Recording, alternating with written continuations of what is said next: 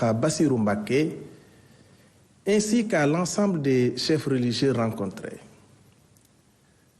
Leur accueil chaleureux, la qualité des échanges et leurs prières pour un Sénégal de paix, de prospérité et de solidarité sont une source d'inspiration pour notre action. 3 sujets majeurs ont rythmé la communication du chef de l'État. La relance des chantiers publics inachevés, l'emploi des jeunes et la modernisation du système de retraite et de sécurité sociale. Sur la question des chantiers publics inachevés, le constat est clair. Trop de projets restent en suspens dans des secteurs clés comme l'éducation, la santé, l'énergie, les routes et les sports. Le chef de l'État a donc demandé au Premier ministre de recenser tous les chantiers inachevés et de proposer des solutions pour leur relance dans le respect des règles de transparence et d'efficacité. Il est également urgent de faire le point sur les programmes comme le PUDC, Promoville, le PNDL et le PUMA, afin de renforcer leur impact sur les territoires. Enfin, une réflexion est engagée pour optimiser le rôle des agences publiques comme l'ACBEP, l'AGETIP et l'ADM, afin qu'elles soient plus efficaces dans la réalisation des infrastructures essentielles. Concernant l'emploi des jeunes, qui demeure une priorité absolue, le président de la République a rappelé au gouvernement l'urgence de promouvoir l'entrepreneuriat et l'insertion professionnelle des jeunes. Une nouvelle politique nationale de l'emploi doit être finalisée avant fin avril 2025. Par ailleurs, un système d'information performant sur le marché du travail sera mis en place en lien avec les bases de données des diplômés de la formation professionnelle et technique.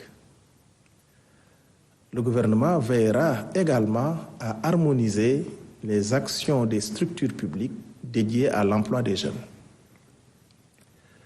Relativement à la modernisation du système de retraite et de sécurité sociale, le chef de l'État a demandé au gouvernement de placer cette question au cœur de notre politique sociale. Un code unique de sécurité sociale sera finalisé en concertation avec les partenaires sociaux afin d'améliorer la gouvernance des institutions de prévoyance.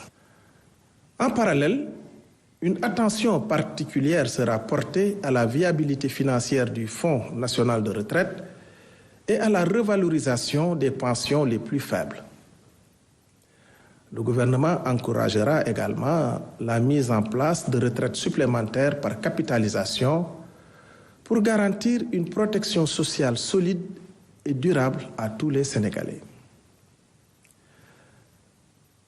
Le Premier ministre a rendu compte des priorités du gouvernement en matière de souveraineté alimentaire et de performance de l'administration publique.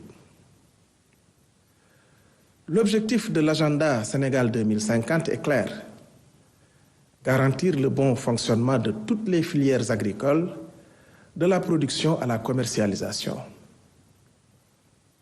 Cependant, des défis majeurs persistent.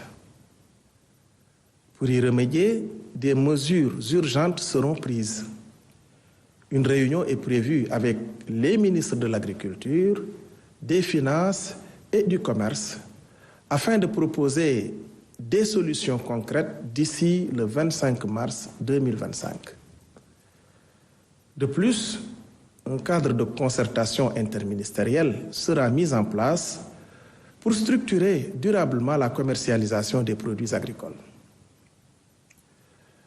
Par ailleurs, la performance de notre administration publique est essentielle pour atteindre nos objectifs nationaux.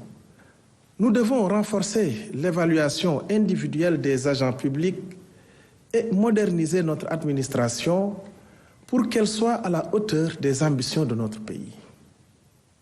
Enfin, le Premier ministre souligne l'importance de l'entretien de nos villes. Le non-respect des obligations de ravalement des façades est un problème qui doit être traité rapidement. Le ministre de l'Urbanisme devra lui soumettre des propositions concrètes dans les 8 jours. Je vous remercie de votre attention et vous souhaite une excellente soirée. Le centre hospitalier universitaire de Fannes vient d'acquérir 3